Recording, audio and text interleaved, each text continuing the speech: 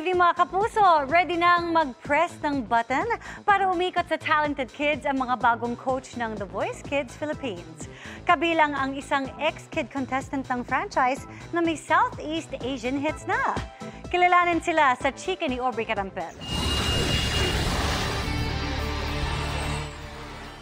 Hindi lang bagong mukha ng Talented Kids ang mapapakinggan sa pagbabalik ng The Voice Kids Philippines.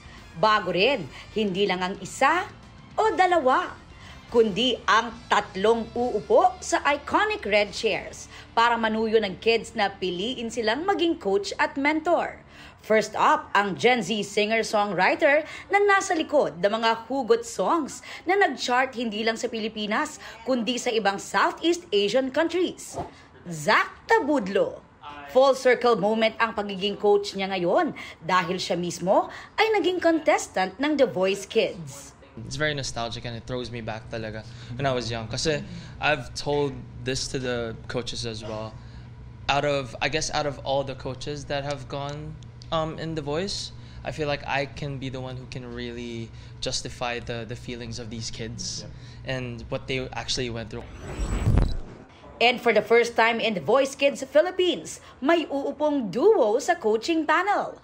Ang twins from the folk pop collective phenomenon, Ben and Ben, na sina Paolo and Miguel Guico. Sabay silang maghahanap ng unique kids to mentor at dapat as one kung magdedesisyon. Siyempre, isa lang yung button hindi naman dalawa. At paano kaya kung mangyayari kung napindot mo tapos ayaw ko pala? Eh di, pipindutin ulit para bumalik. Wait lang! Kung may bago, mayroon ding magbabalik as coach. Sina Julian San Jose at Billy Crawford.